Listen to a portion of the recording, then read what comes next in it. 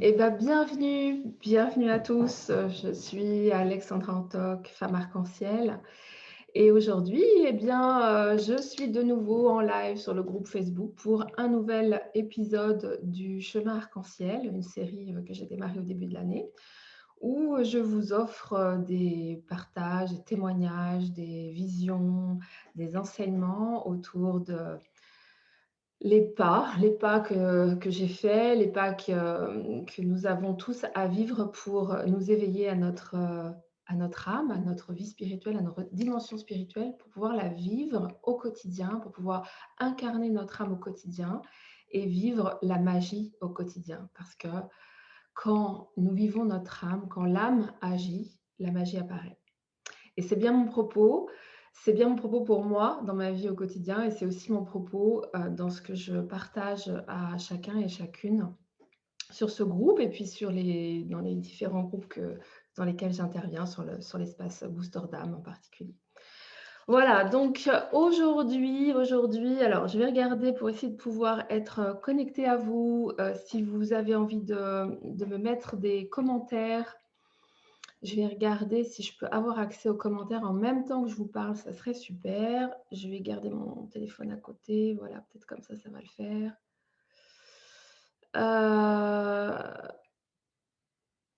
On va peut-être y arriver. OK. Alors aujourd'hui, je voulais vous parler d'un sujet, absolument, pour moi terrifiant, l'engagement. L'engagement, je ne sais pas comment ça fait pour vous l'engagement avec ce mot, comment vous êtes avec ce mot.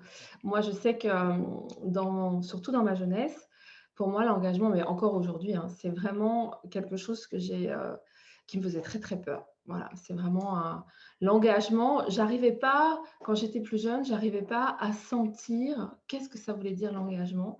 Tout ce que je sentais moi, c'est que ça allait m'enfermer dans quelque chose qui allait m'empêcher d'être totalement libre. Et j'ai vécu ça, voilà, à plein de moments. Et donc, très rapidement, quand j'ai commencé à m'éveiller, il y a vraiment eu cette notion d'engagement. J'ai été décortiquer cette notion d'engagement. Quand je dis décortiquer, c'est pas du tout avec ma tête, mais vraiment intérieurement pour sentir qu'est-ce que ça voulait dire. Et alors voilà, je vais vous livrer la conclusion du podcast, enfin de la vidéo tout de suite. Eh bien, j'ai senti, compris, intégré en moi que l'engagement, le seul engagement que pour moi, j'avais envie vraiment de valider, de nourrir et de dire oui à 200, c'était l'engagement avec mon âme. L'engagement avec moi-même, mais vraiment avec moi-même dans la dimension de mon âme, c'est-à-dire dans l'engagement avec l'appel de mon âme, qui est un engagement d'amour. C'est-à-dire que c'est un engagement à être de plus en plus l'amour que je suis, à être de plus en plus la lumière que je suis, à grandir en lumière, en amour et en liberté. Et finalement, je me suis rendu compte, mais après je vais vous livrer les étapes ou quelques étapes, que cet engagement-là, cette qualité d'engagement-là, qui est d'abord un engagement intérieur, qui est d'abord un engagement en profondeur avec ma vérité intérieure, avec moi, avec mon cœur, avec mes tripes, avec mon appel intérieur, eh bien cet engagement-là, il me rendait libre. Il me rend libre parce qu'il me permet d'être vrai, mais vraiment vrai. Je ne sais pas si c'est clair. Alors je vais vous décortiquer le truc un petit peu parce que il y a plein d'engagements.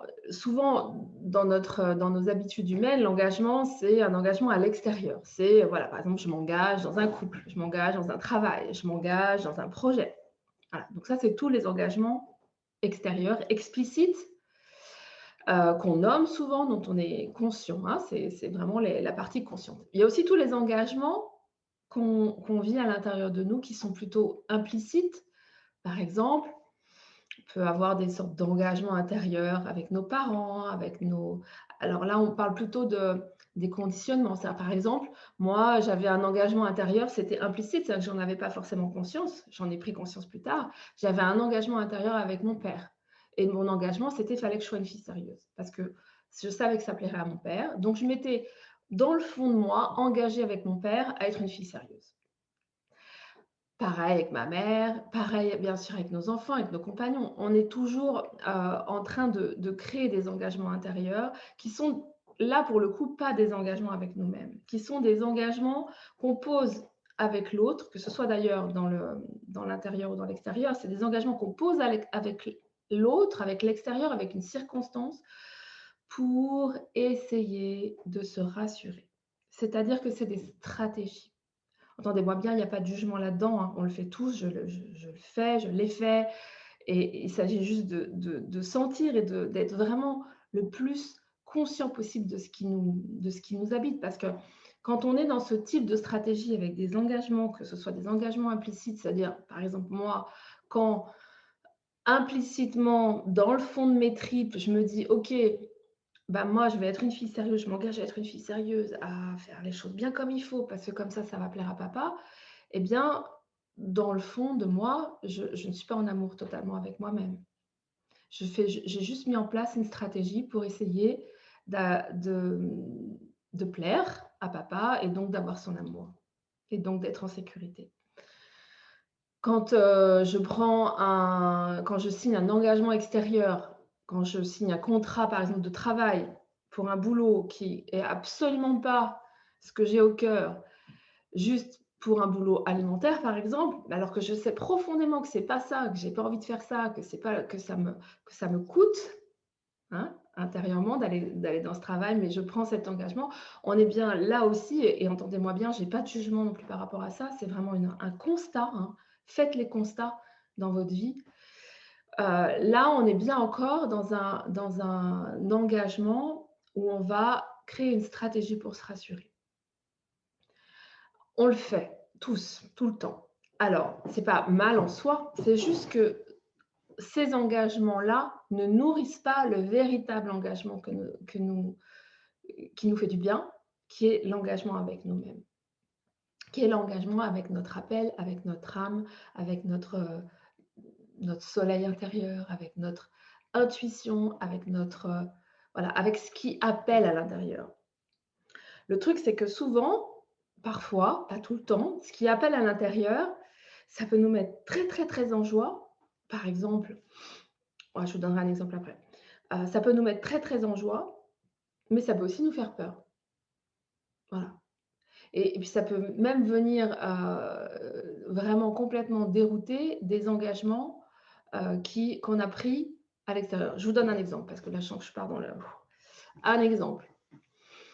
Par exemple, hem alors, je vais donner un exemple d'engagement implicite, je vais vous donner un exemple d'engagement vraiment, explicite. À un moment de ma vie, j'ai eu l'appel, mais l'appel profond de quitter mon activité, qui était une activité que j'aimais beaucoup puisque j'étais, soignante. Je faisais des soins énergétiques, de l'acupuncture, du coaching en développement personnel. J'avais voilà, une clientèle, je faisais plein de choses. J'avais une reconnaissance aussi dans cette sphère-là. Et puis ça faisait 15 ans que je faisais ça, donc c'était pas, anodin. J'avais vraiment quelque chose qui était installé et j'ai eu l'appel intérieur de tout arrêter pour créer, un projet avec une amie pour monter une boutique, de vente de laine et d'activités créatives. C'est pas si vieux que ça, hein, c'était il y a 5 ans maintenant. J'ai eu cet appel. J'ai tout arrêté, ce que je faisais, ce que j'étais. Je suis sortie des engagements dans lesquels j'étais pour aller dans cet engagement-là parce que j'ai senti que c'était un appel de mon âme, que ça voilà, ça me mettait profondément en joie et tout en même temps, ça m'a beaucoup fait traverser de peurs parce que je quittais quelque chose de connu, je quittais une posture, je quittais une image, je quittais aussi une sorte de sécurité en lien avec, voilà, la situation qui était posée pour aller dans quelque chose de nouveau. En plus, quelque chose de nouveau où je connaissais rien, où j'ai investi de l'argent, le peu d'argent que j'avais, je l'ai investi. Voilà, je l'ai fait. J'étais mais dans une joie de le faire et ça a été vraiment un moment où en nourrissant cet engagement donc je me suis engagée dans la création d'une entreprise, dans une alliance avec une personne, dans un logement, dans un loyer pour le local et cetera. Je me suis engagée et j'ai vécu ça pleinement et j'ai été nourrie. J'ai grandi immensément dans cette expérience. J'ai grandi immensément dans cette expérience. J'ai nourri en fait en moi, mais ça je l'ai compris plus tard, parce que souvent, il y a des choses qu'on comprend et qu'on conscientise plus tard. J'ai compris que j'avais nourri vraiment ma fibre entrepreneuse, que je m'étais réouverte au monde aussi et pas forc un peu en dehors du monde de la spiritualité et du soin et dont j'avais vraiment besoin de quitter cette sphère-là. Et puis à un moment, au bout de peut-être 2 ans dans le projet, 2 ans et demi, j'ai senti que c'était plus ma place et que mon élan m'emmenait ailleurs. Que mon élan m'emmenait je ne savais pas où, mais que là, ça me mettait plus en joie, que ça nourrissait plus mon âme et qu'il fallait que je quitte cet engagement-là. Et là, de rebelote, parce que cet appel-là, il était profond et je sais que si je l'avais pas écouté, je serais restée dans cette situation en n'étant pas bien, en vivant pas de la joie et cetera et à ce moment-là, c'était vraiment, c'est tendu en moi parce que ça voulait dire requitter une expérience, hem, risquer de mettre toute l'expérience en péril et c'est ce qui s'est passé puisque finalement on a arrêté, on a liquidé. Arrêter de nouveau quelque chose, perdre de l'argent, parce que j'ai perdu pas mal d'argent dans cette expérience. Arrêter aussi le lien avec cette personne. Bref, c'était de nouveau arrêter. Mais j'ai senti à ce moment-là que c'était inévitable pour moi. Que c'était vous savez, dans ces engagements avec nous-mêmes, c'est de l'ordre de la vie, en fait. C'est est-ce que je nourris l'engagement qui me met en vie profondément? Ou est-ce que je nourris l'engagement, les pseudo-engagements à l'extérieur qui me permettent de survivre? C'est vraiment ça la question. Et à ce moment-là, ouais, j'aurais pu m'adapter, en plus j'étais chef d'entreprise là, j'aurais pu faire ce que je voulais avec cette entreprise, avec cette collègue. On aurait pu essayer de trouver des stratégies pour que je me sente à peu près bien. Sauf que c'était plus ça. J'avais vécu ce que je devais vivre et c'était plus ça. Et c'était pas du tout un problème avec la collègue. C'était vraiment une expérience merveilleuse de partage merveilleux et de co-création merveilleuse. Et donc c'était pas du tout, il y avait pas d'envie de rupture, il y avait pas de froid, il y avait pas de tension. Il y avait juste un appel en moi: «Non, c'est plus voilà, il faut que je fasse autre chose. C'est pas ma place ici, il faut que je fasse autre chose». Et je me suis écoutée. Ça n'a pas été simple parce qu'il a fallu liquider l'entreprise, j'ai perdu de l'argent, on a rendu le local, bref. Et pendant presque 9 mois qui ont suivi, j'ai été vraiment dans un espace de no man's land. Je ne savais plus ce que je devais faire parce que j'avais quitté mon espace d'avant de thérapeute, je ne voulais pas retourner dedans. J'avais quitté l'espace dans lequel j'étais, voilà, tout était en stand-by et j'ai vécu vraiment 9 mois de no man's land. Mais je l'ai fait parce que je savais que c'était ça, quitter cet engagement extérieur nourrissait mon engagement avec le vivant, avec mon âme en moi. Même si c'était inconfortable, ça a été très inconfortable pendant 9 mois derrière, parce que j'avais pas d'argent, je ne savais pas du tout par quel bout reprendre mon activité, voilà. Mais d'accueillir ce vide, de traverser mes peurs, bien sûr que j'ai traversé mes peurs. J'ai pas fait ça parce que des fois on me dit, «Ah oui, mais toi, de toute façon, c'est facile». Non, c'est pas facile. Bien sûr que non, c'est pas facile. J'ai des peurs à toutes les étapes et à toutes les étapes de ce que j'ai pu mettre en route dans ma vie. J'ai traversé mes peurs, j'ai accueilli ma petite fille intérieure qui était, en grande insécurité, mais j'ai pas cherché à mettre en place ou en tout cas, j'évite le plus possible dès que j'en ai conscience, de mettre en place des stratégies extérieures pour rassurer cette part de moi qui a peur. Je vais rechercher cette connexion en moi, cet amour et cette sécurité en moi pour nourrir cette part de moi qui a peur. Et c'est un mouvement que j'ai mis en place dans ma vie depuis 20 ans. Donc aujourd'hui, je sais le vivre et je vous invite vraiment à sentir dans votre vie où est-ce que vous avez mis en place des stratégies pour vous rassurer. En plus, petit aparté, je ne sais pas si vous êtes vraiment honnête avec vous-même, vous allez en avoir conscience, ça ne nous rassure pas. Dans le fond, on a beau mettre en place plein de stratégies, on est toujours en insécurité. Par exemple, actuellement, on met en place plein de stratégies par rapport au Covid, le masque, la distanciation, le machin, le truc, des trucs complètement des stratégies mentales à fond, les gamins, dans tous les sens. mais il y a toujours autant de peur. D'accord? Donc les stratégies de mise en sécurité, les engagements qu'on pose à l'extérieur ne servent à rien. Parce que dans le fond, l'insécurité n'est absolument pas rencontrée et du coup, elle ne peut pas s'apaiser en fait. Il ne peut pas y avoir tant qu'on ne rencontre pas notre peur et notre insécurité, il n'y a pas de possibilité de la mettre en lumière en amour et qu'elle se dissolve tout simplement dans l'amour et dans la lumière. Et dans les voilà et donc dans les engagements, pour revenir à l'engagement, moi j'ai compris que même si des fois ça me faisait traverser des peurs et vivre des moments inconfortables, le seul moyen d'être vraiment moi, vraiment moi-même, vraiment en amour pour moi-même et donc de grandir en amour pour moi-même, c'était d'être engagée totalement avec moi, avec mon âme, avec mes aspirations profondes, avec mon appel, avec ma mission. Et d'écouter, j'ai envie de dire à cœur perdu et à corps perdu, c'est-à-dire de m'engager, mais à 200 avec cet appel. Quoi que ça me demande. Parce que j'en ai fait l'expérience et j'espère que vous pourrez le sentir en moi.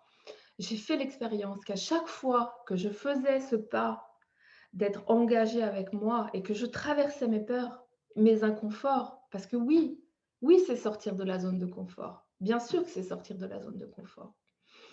Mais à chaque fois que je fais un pas pour sortir de la zone de confort et que donc je traverse la zone d'inconfort, vous savez, la zone de turbulence dans l'avion là, à chaque fois après, juste après, c'est une sensation, une ouverture, une plénitude, voilà, une expansion à la fois en moi, mais dans ma vie, qui se réalise, qui se manifeste et qui me permet d'être, de plus en plus au contact de ma vérité, de mon âme. Voilà et c'est un cercle, vertueux, hein. C'est-à-dire que plus je sors de ma zone de confort, plus je m'engage avec moi-même, plus j'actionne, je valide dans l'action et plus, j'ouvre l'espace pour être, hem vraiment, comment je dirais? Plus je fais grandir l'amour. Je fais alors grandir l'amour en moi, je fais la grandir l'amour autour de moi. Alors voilà pour l'engagement, j'avais dans l'idée de vous faire un petit schéma. Je vais voir quelle heure il est. Ouais, il est pas trop tard. Est-ce que vous avez des questions? Est-ce que vous avez des questions par rapport à cette notion de l'engagement? Celles qui sont sur le live actuellement? Je vois coucou Marie, Nathalie. Julie, Karine, super. Est-ce que vous avez des questions? Est-ce que ça vous parle, cette histoire d'engagement? Est-ce que, voilà, je serais vraiment ravie si vous avez envie de partager quelque chose par rapport à ça. Hem, Parce que alors évidemment, c'est un sujet énorme et je ne vais pas l'aborder en 25 minutes, mais je crois que vraiment, s'il y a un message à entendre aujourd'hui, c'est que dans tous ces engagements, que ce soit les engagements explicites, donc voilà, quand je m'engage dans l'achat d'une maison, c'est mon cas en ce moment, dans une relation de couple, dans un travail, dans un projet, dans une relation amicale, dans n'importe quoi, dans ce que je vais mettre en œuvre, voilà. Dans tous ces engagements-là, c'est vraiment hyper important de sentir, OK, est-ce que c'est une stratégie de sécurité? Une stratégie pour voilà, me donner de la sécurité ou de l'amour, parce que c'est toujours ça qui sont les stratégies de survie, hein. Ou est-ce que c'est vraiment un engagement avec mon âme, avec mon appel? Et à l'intérieur, la différence, c'est qu'il y a un truc qui pétille, au moins au départ. C'est-à-dire que même avant que les peurs arrivent, heu, il y a quelque chose qui pétille. Il y a quelque chose qui moi, par exemple, je vais vous donner encore un exemple. On est allé visiter une maison avec mon chéri il y a quelques mois et la première visite de la maison, ça a pétillé en moi. Je me suis dit: «Ah ouais, ouais, c'est ça. Ah ouais» et puis une fois partie de la maison, les peurs sont montées. L'engagement dans le couple, l'investissement financier, tatati tatata et là, ah ouais, non mais ça va être trop et puis c'est trop loin et puis c'est pas bien et puis j'aime pas le lieu et puis, nanani et puis nanana. Un mois de décortiquage. Si mon agent immobilier écoute la vidéo, elle va rire. Un mois, allez, 15 jours de décortiquage des peurs pour pouvoir revenir à cette étincelle qui m'a dit: «Ah ouais, oui là, je peux être bien là, vraiment, je vais être bien là. Voilà, c'est là que je dois être». Pas forcément pour les 20 ans à venir, mais là, dans l'instant présent, c'est là que je dois être. Et c'est ça, et c'est vraiment sentir ça et rester fidèle à ça. Et la seule fidélité qu'on doit avoir dans notre vie, pour moi, hein, dans ma façon de voir et dans ma façon de vivre, c'est cette fidélité-là. C'est cette fidélité-là au truc, au pétillement là, à la petite étincelle ou au grand feu, hein, parce que des fois, c'est aussi un grand feu qui fait: «Ouais, c'est ça, c'est ça».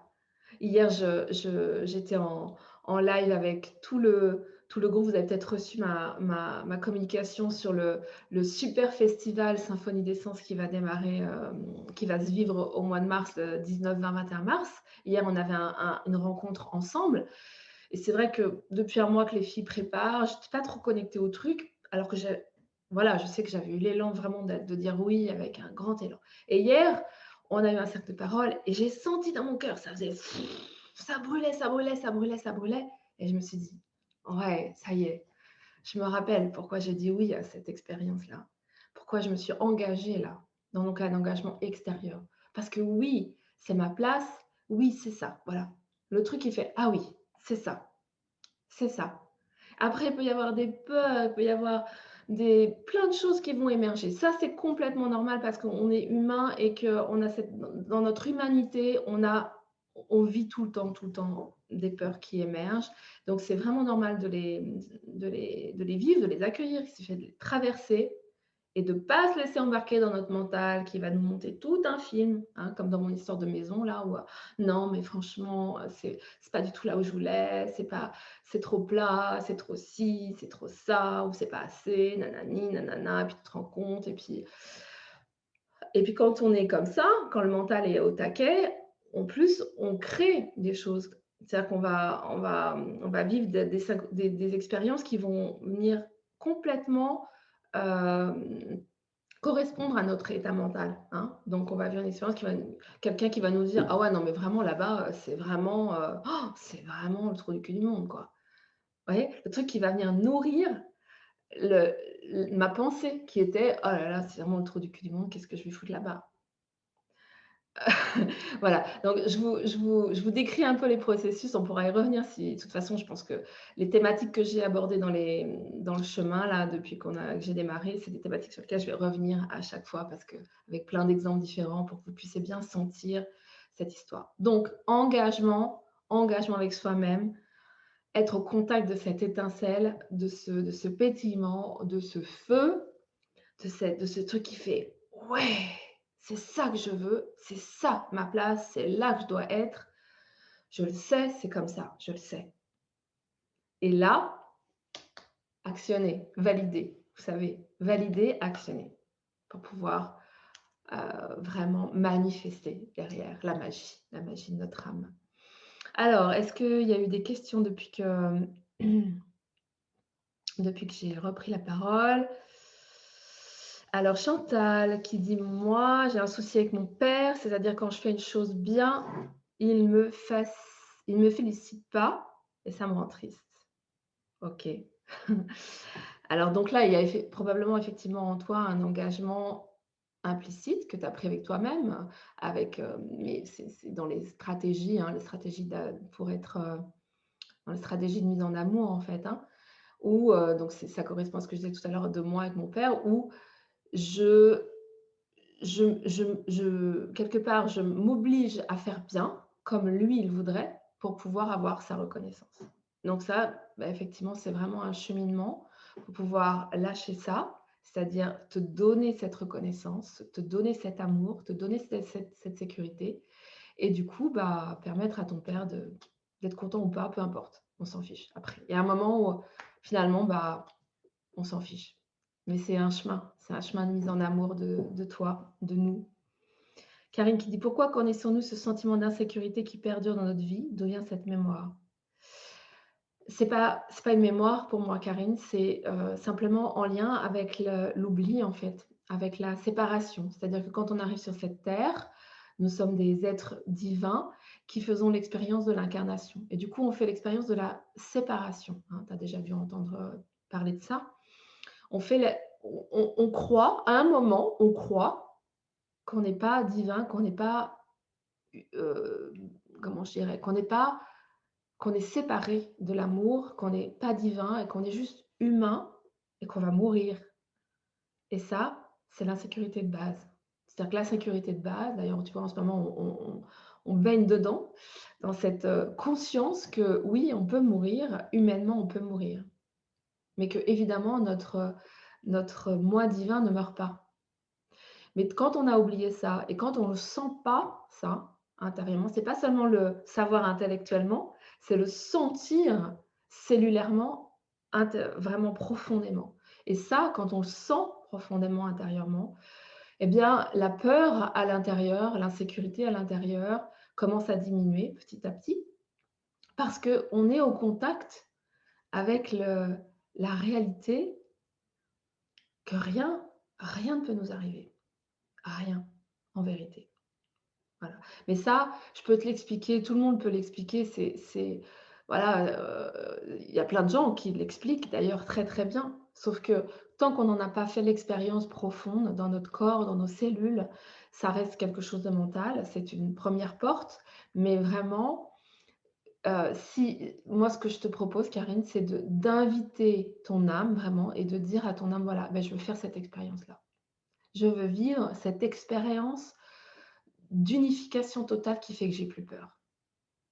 Au moins, au moins quelques minutes, tu vois? Au moins une fois. Moi, je sais que quand je l'ai vécu la première fois, c'était il y a 25 ans. C'est ce qu'on appelle une expérience d'éveil, hein, de vraiment d'éveil, de conscience et de de de non-séparation.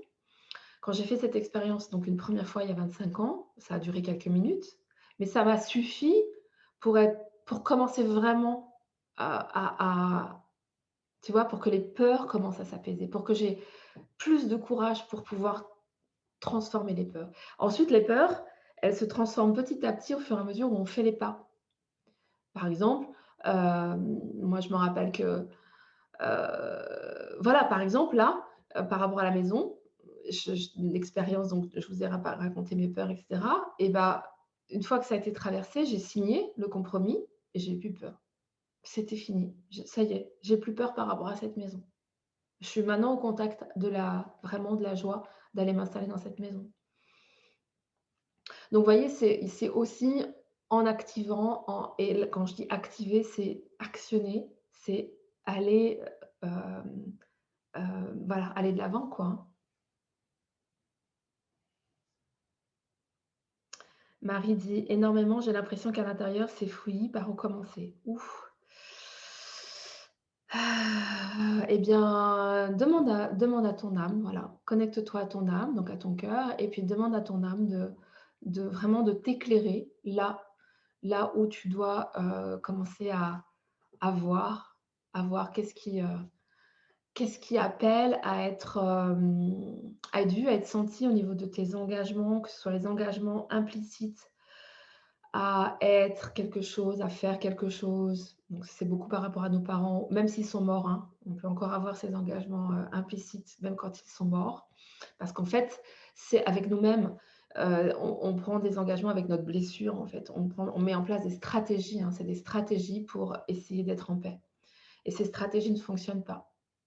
À court terme, ça nous protège. À long terme, ça ne fonctionne absolument pas et en plus, ça nous enferme. En plus, ça nous empêche d'être totalement nous-mêmes, hein, puisqu'on va toujours essayer, par exemple, moi avec mon père, je me rends compte qu'encore aujourd'hui, régulièrement quand je suis dans ce syndrome de vouloir être parfaite, eh bien, je suis encore dans cet engagement implicite avec mon père et je ne suis pas moi-même parce que dans le fond, j'ai juste envie, par moment, d'être moi-même.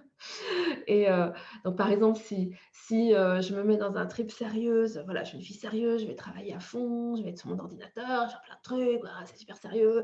Je me mets la pression, puis à un moment, ah mais j'en peux plus, j'ai juste envie de déconnecter de tout et d'aller dans la nature et de faire la folle dingue et de danser et de peindre et de me marrer et de faire la patate et d'être comme une enfant, voilà, et d'être une enfant libre.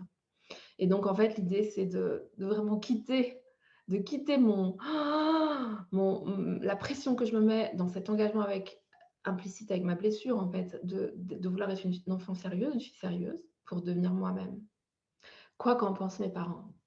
Donc ça, c'est vraiment un cheminement et c'est un cheminement d'autorisation, de permission avec soi-même, et de détachement, en fait, hein, de détachement de voilà, ce que l'autre dit, je m'en fiche. Moi, je suis en accord avec moi, et donc de reconnaissance et de mise en amour avec moi-même. Chantal, j'espère que ça t'aura aidé, que ça aura un petit peu répondu à ta question.